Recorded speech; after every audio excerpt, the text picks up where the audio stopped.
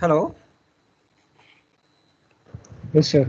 Yeah. Yes, So in sir. the earlier class, we have seen that when a dielectric material, which is an insulator placed in external electric field, gets polarized. So you should understand that polarization is nothing but induced generation of induced charges in the dielectric medium when it is subjected to electric field. What electric field?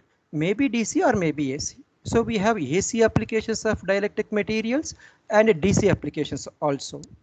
So the materials, they show various phenomena or mechanisms to get polarized. So in different ways, a dielectric material will induce charges on its surface. So these different mechanisms are generally called as electronic polarization, ionic polarization, orientation polarization, space charge polarization, or okay, or interfacial polarization. Is these polarizations is a process of getting dipoles induced due to external applied field, electric field, maybe AC or maybe DC. So the behavior of these materials in AC is different when compared to DC. So we have a lot of AC applications for dielectric materials. So we derived an equation for electronic polarization, and we found that electronic polarization uh, is proportional to the applied electric field E, and also it is proportional to the radius of the atom. And the constant which we have written here is called electronic polarization or electronic polarizability. This is polarizability. And alpha E suggests that this is the polarizability due to electronic nature. And next we have seen the ionic polarization. Ionic polarizations are shown by ionic materials. What are these ionic materials?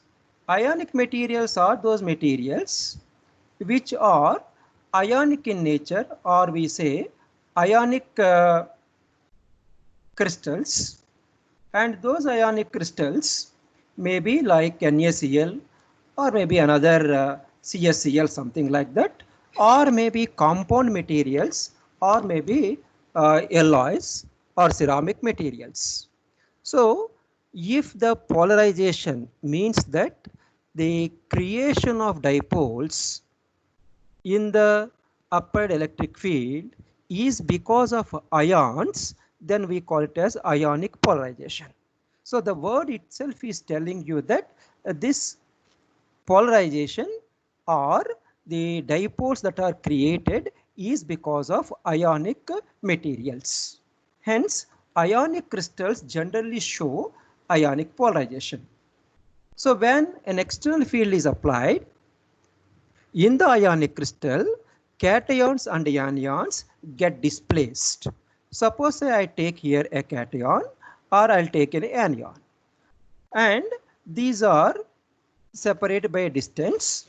So if I apply a electric field in this direction, we know that these ions, if it is positive ion, okay, and if this is negative one, then it will be moved in this direction and it will be moved in this direction. Thereby, I now assume that when E is not there, when V external field is equal to 0, we have first ion and second ion, and this distance is fixed and dipole is already there. And this is one type, that is polar. In some cases, these two charges are coincided and there is no separation between them in case of nonpolar molecules, and thereby once the field is applied, they'll get separated.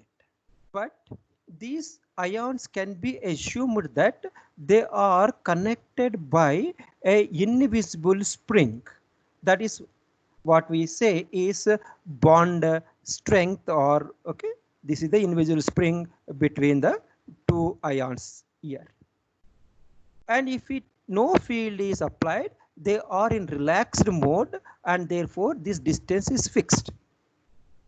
Now if I apply an electric field or if you apply some temperature, what happens is that when E is not equal to 0, the force acting on this will be in this direction, that is F on positive ion, and the force due to E is in this direction on negative charge. Therefore, the spring, invisible spring or bond length or bond strength is elongated and distance increases between them. The increased distance d increases the dipole moment because dipole moment E is equal to q times d, where q is the charge of each ion. You know the charge of each ion is same but opposite in magnitude. So if it is negative, this is the positive. And therefore, if I apply E more, then the spring is more elongated and distance is increased, and thereby the dipole moment increases. This is for one dipole, but ionic substance contains lot number of ions, something like this. And here I have given an example for NaCl crystal. When no field is applied, all the Na plus and Cl minus ions are at their equilibrium distances, exactly at equilibrium distances.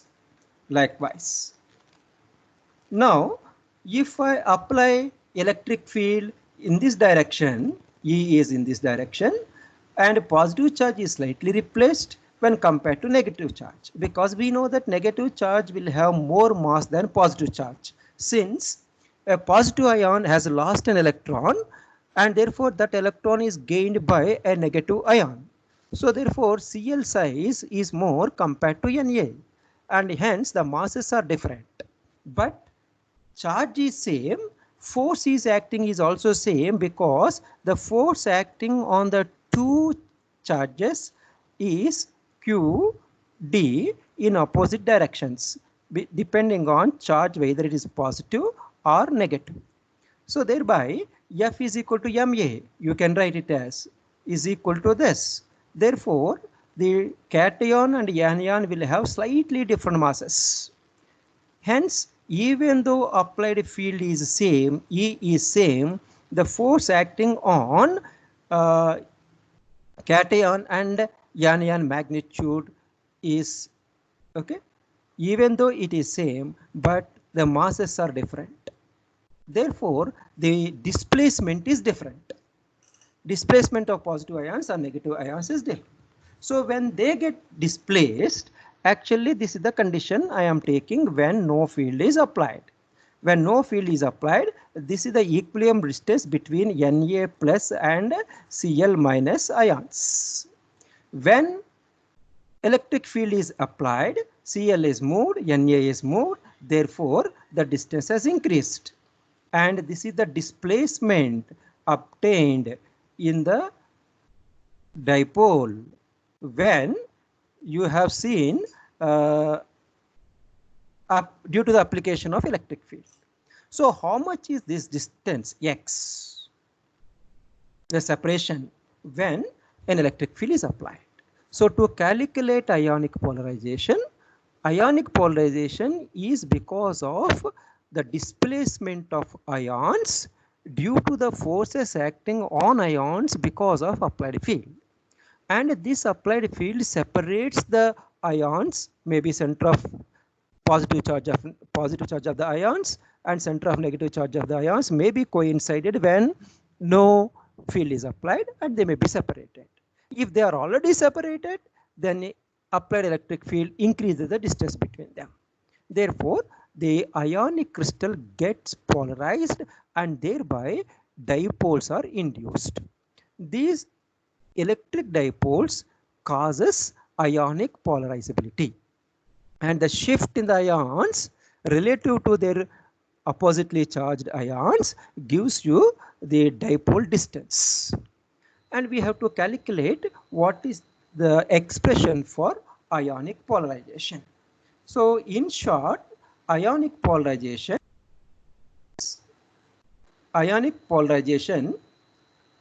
is shown by ionic crystals. In ionic crystals, the cations and anions are get separated because of applied field. Therefore, dipoles are formed. And these dipoles will give rise to dipole moment or net dipole moment. And this net dipole moment per unit volume is called ionic polarization Pi. And this Pi, ionic polarization, occurs due to the relative displacement between positive and negative ions in an ionic crystal. So as a result, positive and negative charges are also displaced. As they are displaced, this displacement is independent of temperature. Hence, we have seen that in electronic polarization, once you apply the field, immediately electronic polarization comes into picture with a short time of 10 to the power minus 15 seconds, very fast. That means just keep the dielectric material and switch on the field, immediately without no time lag, the dipoles are formed. But in case of ionic polarization, ions has to set. Ions are heavier than electrons. Therefore, the setting time for ionic polarization in an ionic crystal or ionic dielectric material takes little longer time. And this is up to 10 to the power minus 14. And this is called the setting time of ionic polarization. Whereas in case of electronic polarization, it's very fast and it is slow ionic polarization compared to electronic because ions are heavy compared to electrons. So again, the ionic polarizability is independent of temperature. The charge, ion charge, is not a function of temperature. Therefore, dipole moment is independent of temperature. Hence, ionic polarizability is independent of temperature. But it is very small contribution to total polarizability, and ionic polarizability alpha I is only 0.1 of electronic polarizability. That means for a dielectric material, the dielectric polarizability is maybe due to electronic contribution, ionic contribution, orientation contribution, or maybe space charge polarization contributions. All these put together will be total polarizability and a total polarization. So we will now derive an expression for ionic polarizability and Cls. I have taken two ions Cl and Na without electric field here, and they are from the center, and I take this from the center of it. This is the center of it. Now when I take this, you can see that once you apply a field, these ions get displaced, and I am supposing that the displacement from the center, I am taking the center, this is the center, I am drawing it as the displacement is x2 for minus ion and the displacement is x1 because of the applied field E. So I can suppose that there is a spring between these two ions, and applied field gives the force F. You can stretch it by applying more electric field because forces are in opposite directions. They go in opposite directions. Our interest is to calculate the dipole moment, and dipole moment is, you know, that it is Q into D, where D is now, I call it as the dipole moment, a dipole length, that is x. So I take this as x. So x1 plus x2 is x. Our wish is to calculate now what is the value of this x. To calculate this x, I can write mu is equal to qx. To get x value, I find out first what is x1 value and x2 value from the force F. You know force F is simply equal to the charge Q into E, where E is the applied. Yes, some of you has opened your mic, please.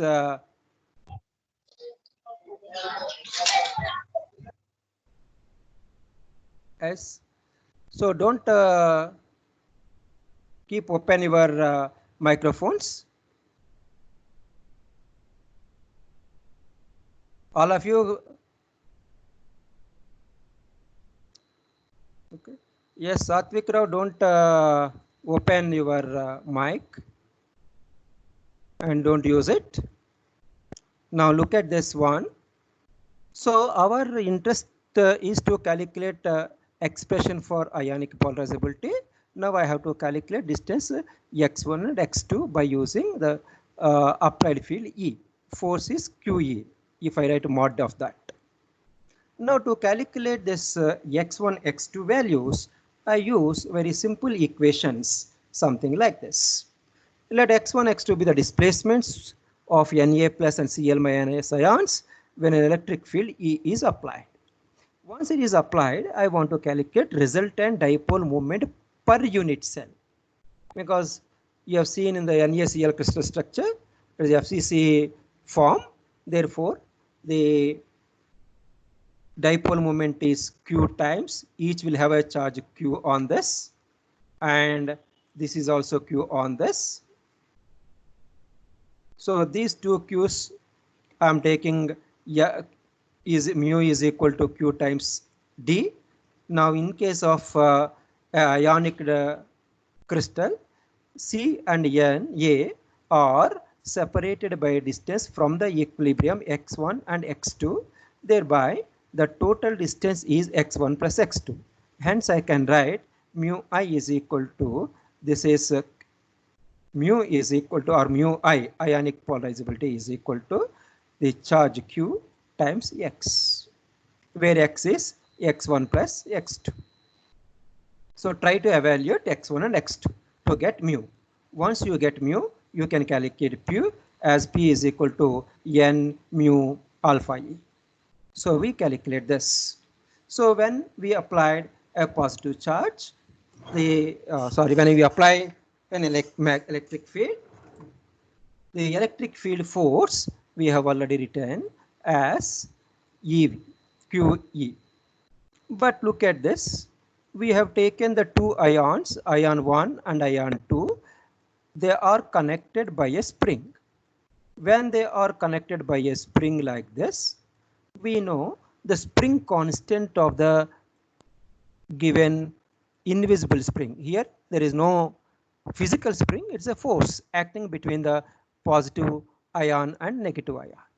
And the spring constant, I am calling it as K1.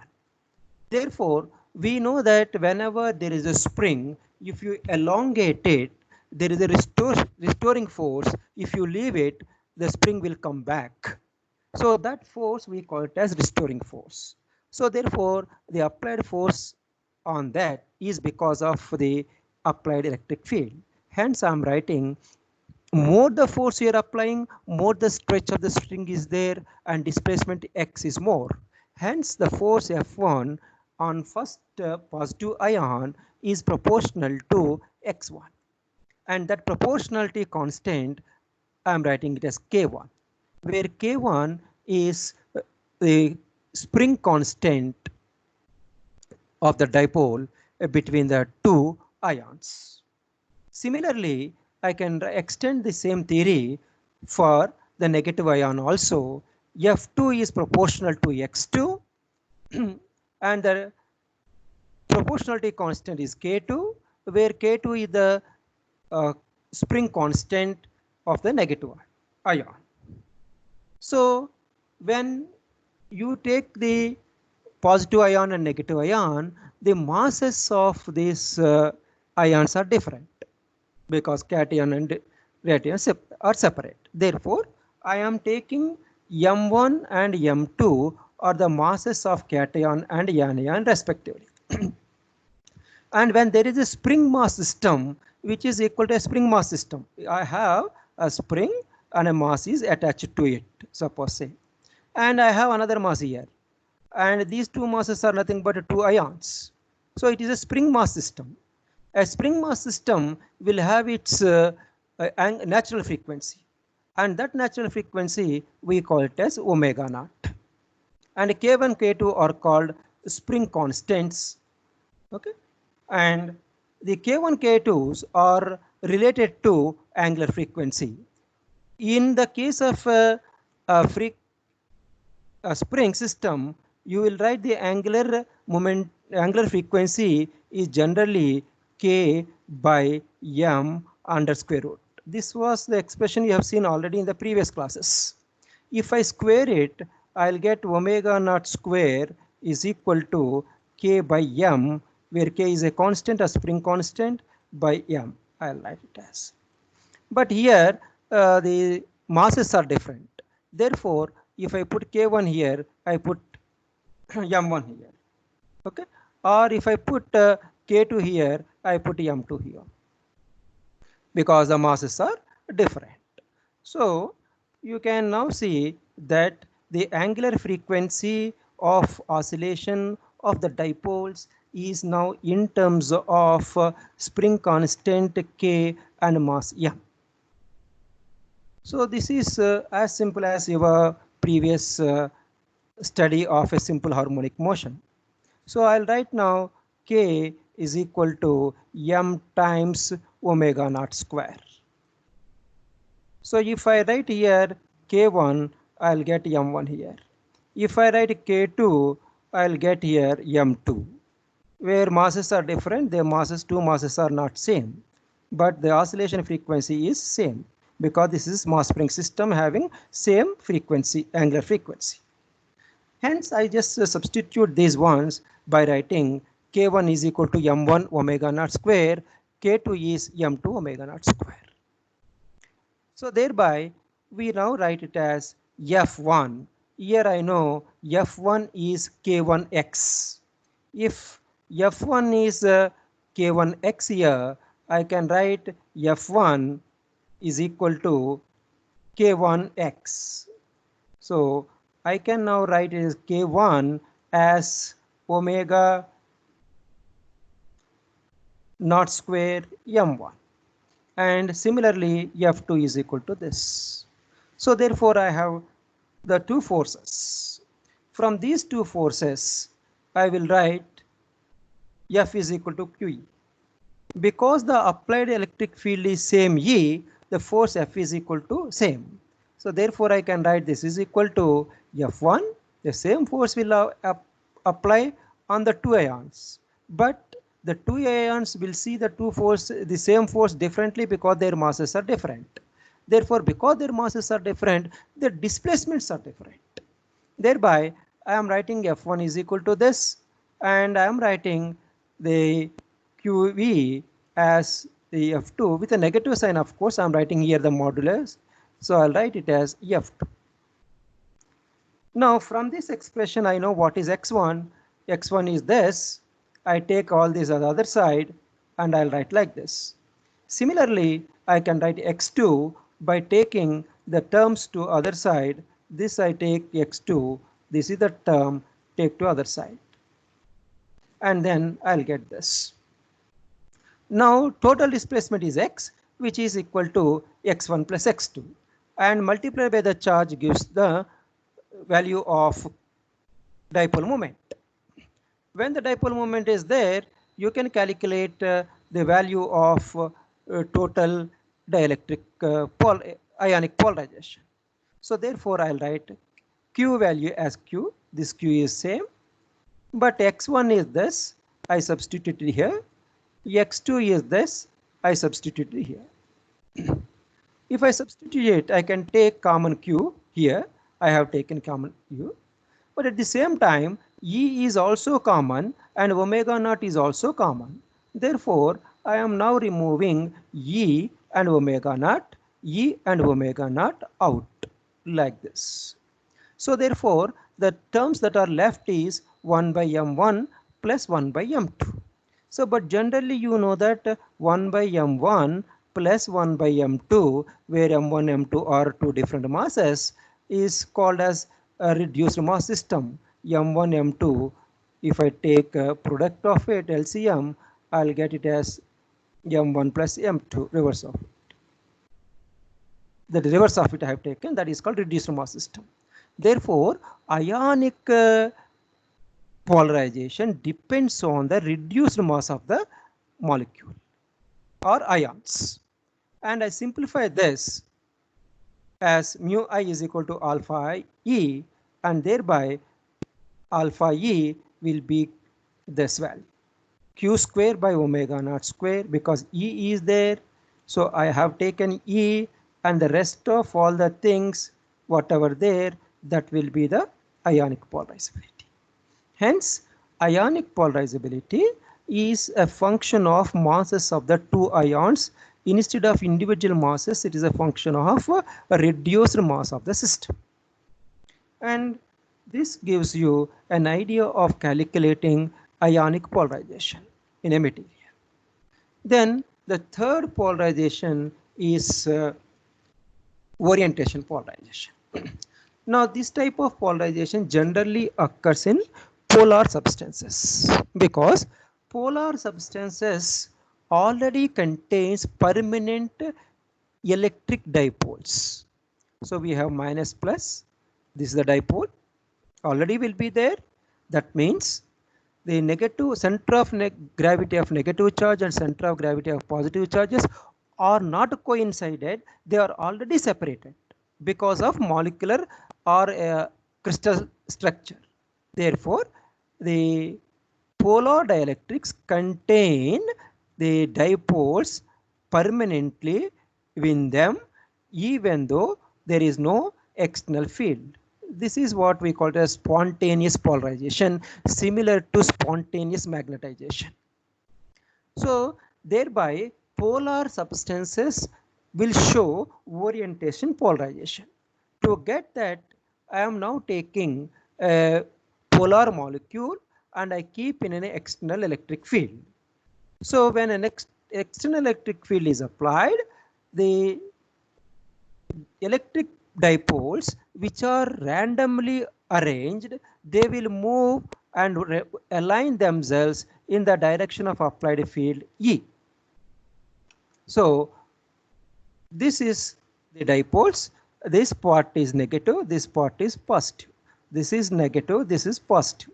The dipoles are randomly arranged, these are electric dipoles.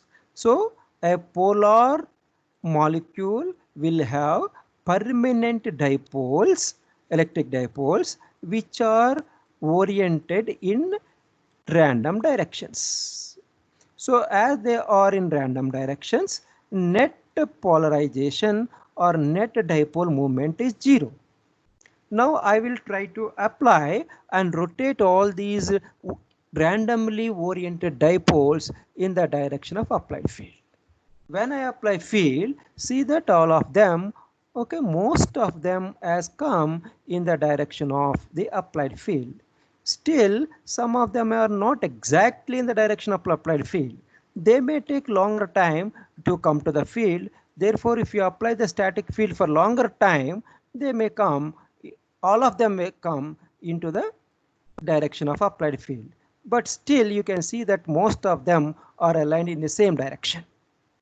So why some of them are there still not exactly aligning in the direction of applied field E is because that I suppose that this is the direction of applied field E.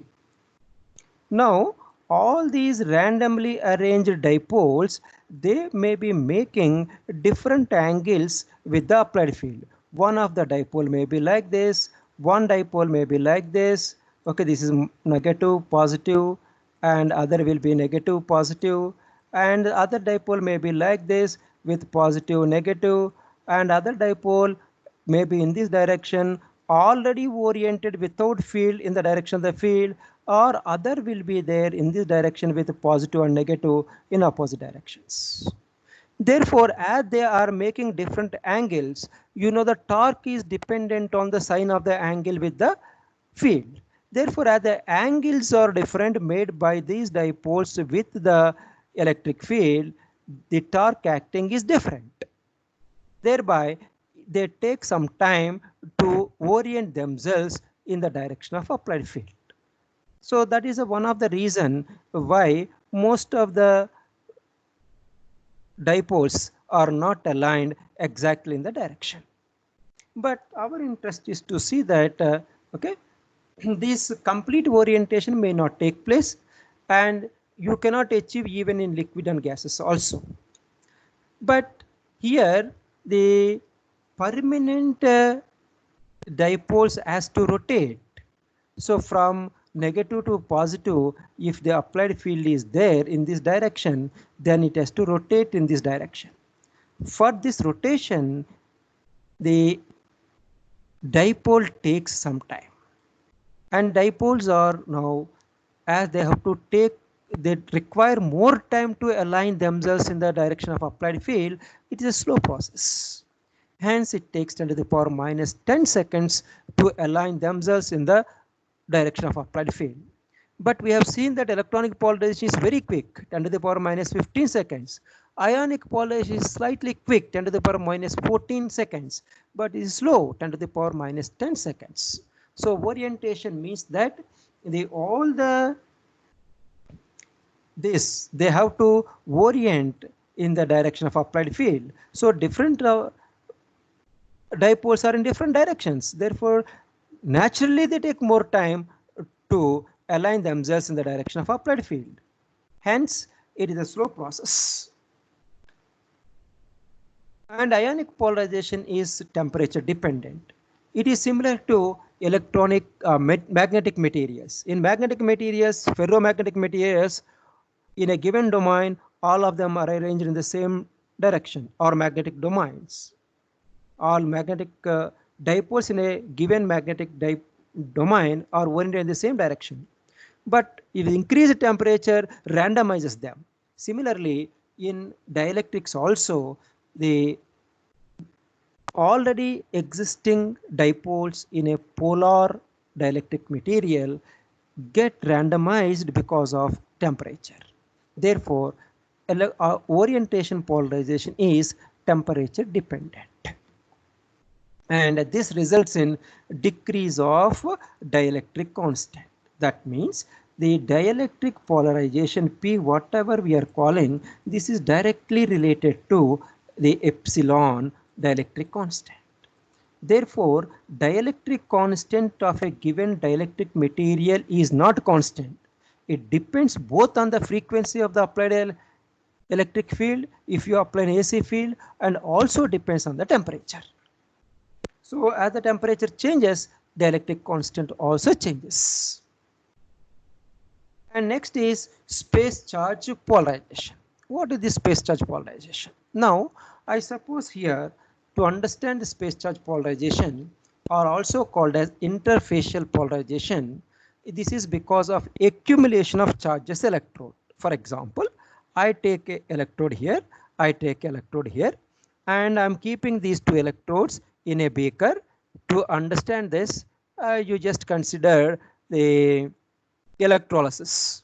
Suppose some liquid is there in it, having some salt dissolved in it, and this salt will have positive and negative ions. Electrolytic solution, this is electrolytic solution. Now to these two electrodes, I apply some electric field here. We know that now electrolysis takes place in the electrolyte, and all positive charges will move in this direction and they will be accumulated on this plate. So positive charges will be coming and moving through the electrolyte and they will accumulate on this. And same number of negative charges will be accumulated on this plate. So therefore, in a space charge region, the charges in the electrolyte, they are moving towards the opposite electrodes and they are accumulating on the surface. They take longer time to attach to the respective electrodes. Therefore, space charge polarization is because of polarization of charges when they are displaced or moving within the electrolyte. And this accumulation of charge gives you a dipole again. This is total negative charge, this is total positive charge. We have a dipole. Not only this, we'll also have interfaces in a given material, and those interfaces also charges will accumulate. Here, ions are moving, diffusing over a longer distances. Therefore, redistribution of charges takes longer time. Hence, this is the slowest process. That means immediately when you apply electric field, formation of dipoles is not that simply and very fast like electronic and ionic polarizations. Among all dielectric polarization, space charge polarization is the slowest process, and it goes very, very slowly. And this slowest process, being a slowest process compared to all others, it requires more time to set in the dielectric. So to understand this, space charge polarization is generally observed in amorphous materials and also in polycrystalline solids.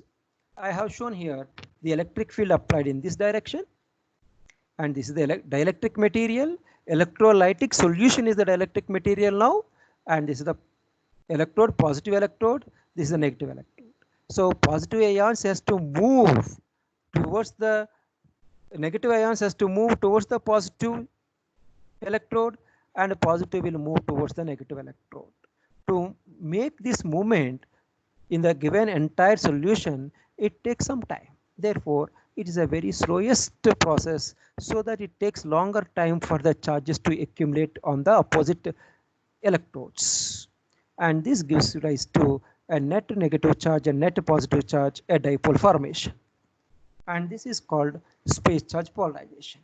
We don't derive any derivations for ionic polarization and space charge polarizations in this class, as they are also not specified in our syllabus.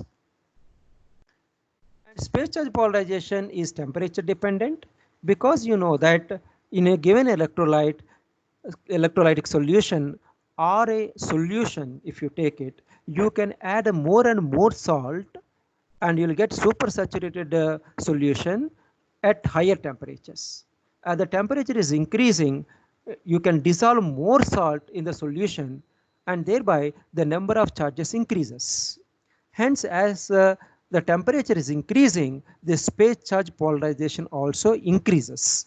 It is temperature dependent. But in case of ionic polarization, it decreases. And it takes more time, and a time of 10 to the power minus 10 seconds. And it is frequency dependent. And what is the frequency dependence? We will see shown. We will be looking at them in the next class. And we have a space charge polarization figure. To explain this, I have a mobile charges, negative and positive charges. So all positive charges will move one direction, all negative charges will accumulate in opposite directions. And this is the process. And this is the accumulate charges. The accumulation of charges on the electrodes of a dielectric of a material is responsible for giving space charge polarization. Another is that we have crystal defect, grain boundaries. At the grain boundaries, charges are distributed. And these distributed charges will form a dipole within the grain boundary. Therefore, electric dipoles are accumulated at the boundary surface. And this is called the accumulation of charges at the grain boundary interface. And that's why this is also called as interfacial polarization, because the charges are accumulating in the given dielectric material at various grains and grain boundaries. But however, the total polarization is because of all the contributions. That all the contribution means that the total polarization in a dielectric material is due to electronic polarization, ionic polarization, orientation polarization, and space charge polarization. We have derived expressions for electronic polarization and ionic polarization. On similar grounds, you can also derive expressions for orientation polarization and space charge polarization. Each polarization will give you a polarizability. So that polarizability, we will see it in the coming classes. To know more about these polarizations, you can visit this website. So therefore, in nutshell, what we are looking at is that when a dielectric is placed in a external electric field, AC or DC, there are different mechanisms that induced dipoles will be forming. And the mechanism of formation of electric dipoles is called dielectric polarization. And the net dipole moment per unit volume is called dielectric polarization. And this dielectric polarization may occur because of various mechanisms, and these mechanisms are classified into electronic polarization, ionic polarization, orientation polarization, and space charge polarization. However, the contribution of space charge polarization is very, very small and negligible compared to other three types of polarizations. And these polarizations are responsible for giving the polarizability and thereby the dielectric constant. So dielectric constant of a material is not a constant, but it is a function of temperature and frequency. So we will see the frequency dependence of dielectric polarizations in the next class. Here I will stop the class. What if you have any doubts, you just ask the doubts and clarify if you have any one.